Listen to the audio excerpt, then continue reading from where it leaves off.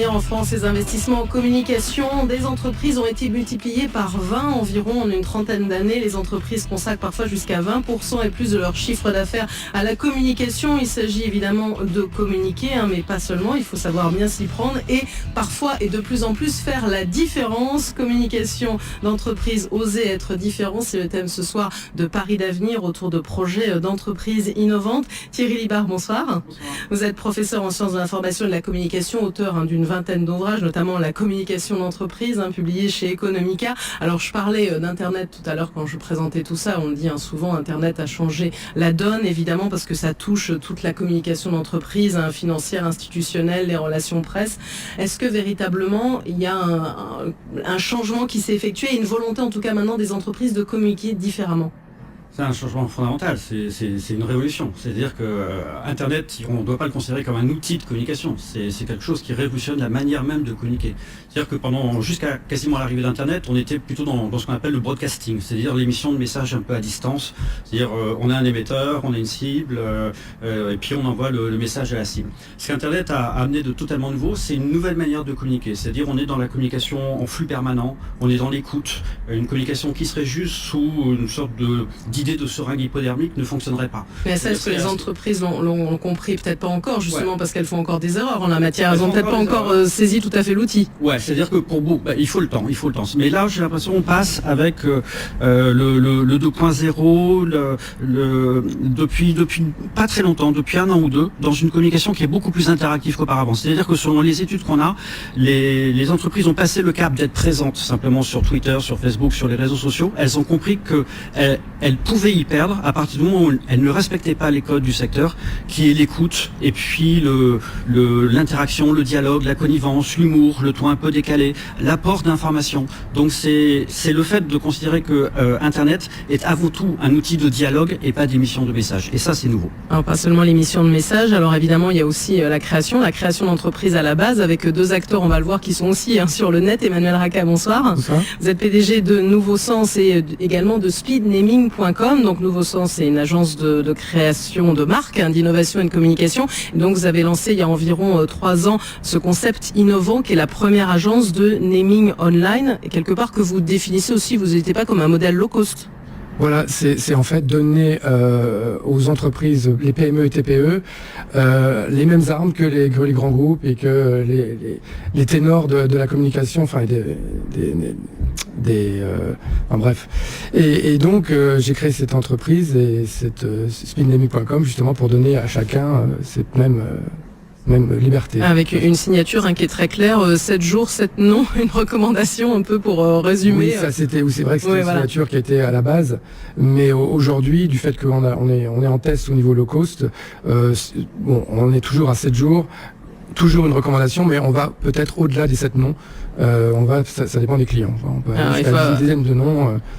Parfois pour pas grand chose. Il faut avoir conscience qu'il y a énormément de marques, je crois 15 millions de marques actives dans le monde, sur 96 millions de .com, donc il faut de l'inventivité aussi. Et chaque 20 minutes qui passent, il y a un .fr qui est réservé en France. Donc ça, c'est le paysage dans lequel on travaille chaque jour, c'est-à-dire un paysage saturé.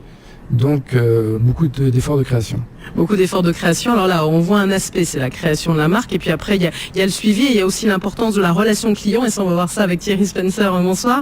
Vous êtes cofondateur de Test & Trust. Donc c'est un site qui ambitionne de se positionner, on va dire, comme une plateforme unique justement pour faciliter les relations entre les consommateurs et les entreprises. Et c'est tout récent, c'est environ 2 ans. Absolument. Donc c'est à la fois un site internet d'avis consommateurs à propos des produits, des services, des points de vente ou des sites internet. C'est aussi un outil à destination des entreprises pour à la fois mesurer la satisfaction de leurs clients et puis gérer leur réputation. Donc nous faisons fort de recueillir des avis fiables et sincères, puisqu'on sait, on vient d'en parler, que la réputation des entreprises et des marques est extrêmement importante. Les consommateurs ont une attitude de défiance vis-à-vis de beaucoup d'entreprises et de marques aujourd'hui. Internet a révolutionné complètement la relation client. Le client a fait fait irruption dans les entreprises. Et à l'instant, on évoquait les médias sociaux. Prenez par exemple des entreprises de grande consommation qui, il y a encore quelques années, se contentaient, si je puis dire, de produire leurs produits, leur gamme, de les envoyer à des distributeurs, et le contact avec le client n'existait pas. Aujourd'hui, l'irruption du consommateur, du client sur les médias sociaux fait que tout à coup frappe à la porte du bureau du directeur de la communication ou du directeur marketing des millions de clients qui se manifestent et qui déclarent leur flamme, leur amour pour la marque. Prenez le cas de Ferrero, par exemple, qui est une grande entreprise italienne d'agroalimentaire. Vous connaissez les marques de Ferrero, bien sûr, oui, surprise, Ferrero, etc. Bon, et Nutella, bon. Ça nous donnait très faim. 22 millions de fans sur la toile en quelques années, donc 22 millions de clients qui tout à coup se manifestent et puis prennent un visage aux yeux d'une entreprise qui jusqu'ici se contentait de fabriquer et de distribuer auprès de ses distributeurs. Donc la donne a vraiment changé. D'ailleurs, ce qui est intéressant, vous êtes aussi un blogueur à travers un sens du client.com, vous êtes nouveau sens. Enfin voilà, on sent un Thierry Libard qui a aussi une notion, voilà justement, de pas seulement en communiquer, mais de donner du sens. Oui, c'est fondamental. Il faut voir le contexte général. Le contexte général, c'est la méfiance généralisée. C'est-à-dire que la confiance envers les marques, la confiance envers le monde de l'entreprise est dans un des plus bas historiques. C'est-à-dire que depuis une dizaine d'années, ça se réduit progressivement. Et là, on est vraiment à un seuil un peu critique. C'est-à-dire on n'a plus du tout confiance. Donc pour les entreprises, en termes de réputation, ce qui est fondamental, c'est de réinjecter du sens. C'est donc essayer, et ça, le digital compte pour beaucoup. C'est-à-dire de ne pas faire des one-shots ponctuels, mais c'est d'essayer d'avoir une ligne directrice dans laquelle l'ensemble des messages vont essayer de se greffer. C'est-à-dire ce qui est essentiel en termes de réputation, c'est de construire sa marque petit à petit. Et ça, c'est vraiment une nouveauté également, c'est-à-dire on a compris que cette notion de sens global était fondamentale. On sait sur les réseaux sociaux que ce qui est important, c'est d'avoir un flux permanent en termes de construction de messages. Alors là où c'est difficile, c'est qu'on n'arrive pas encore à bien mesurer la part du digital dans la constitution, le renforcement d'une réputation d'entreprise. Par contre, on arrive à bien cerner le fait d'erreurs dans ce domaine-là. C'est-à-dire on sait que si on ne maîtrise pas bien sa réputation digitale, ça peut être dramatique pour la réputation globale de l'entreprise. Et ça, l'ensemble des entreprises maintenant ont bien compris le sujet. Alors l'e-réputation, on a compris aussi voilà, qu'il fallait laisser le temps de s'installer une marque. En même temps, Internet, ça va de plus en plus vite. Enfin, ça sera beaucoup de questions évidemment qu'on posera après une première pause dans Paris d'Avenir sur BFM Business. La communication d'entreprise a subi des modifications considérables depuis une vingtaine d'années, évidemment, avec le développement des nouvelles technologies et d'Internet, les frais de marketing et de communication qui peuvent quand même représenter de 5 à 10% du chiffre d'affaires d'une entreprise. Comment communiquer dans ce contexte, se faire connaître, mais surtout, finalement, oser être différent? C'est le thème ce soir de Paris d'Avenir. Emmanuel Racah, PDG de Nouveau Sens et de speednaming.com. On va reparler évidemment des réputations, mais il y a des enjeux aussi qui est important et qu'il faut le dire, parce que maintenant, le droit aussi a son emprise sur la communication, et vous, à travers ce que vous faites, à travers speednaming.com, il faut pas faire l'impasse sur les aspects juridiques, et ça aussi c'est important dans le dépôt d'une marque. Ah, tout à fait. Il y a encore quelques années, très peu de temps d'ailleurs, il y a une dizaine d'années, une marque se contentait de faire sa vérification auprès de l'INPI, et éventuellement, il y avait encore les balbutiements d'Internet, et éventuellement réservait son .com ou son .fr, et le trouvait facilement. Aujourd'hui, la technique est différente. Elle est complètement même inversée. C'est-à-dire qu'aujourd'hui, on commence par regarder la disponibilité auprès d'Internet, .com, .fr et si possible pas mal d'autres déterminaisons. Et ensuite, on va auprès de l'INPI réserver sa marque. Donc, et même pour nous, en tant que créatifs, on commence par l'Internet et on finit par l'INPI. Alors il faut parler aussi du coût, parce que ça aussi c'est quelque chose où vous affichez le prix sans souci à partir de 71 €. À partir de 71 € TTC pour 2 propositions. Oui, c'est une façon d'attirer un produit d'appel pour les nouveaux entrants que sont les chefs d'entreprise débutants, les petites PME qui ont envie de nommer justement leur activité. Et 71 € c'est vraiment le minimum. Il faut au minimum payer pour avoir un petit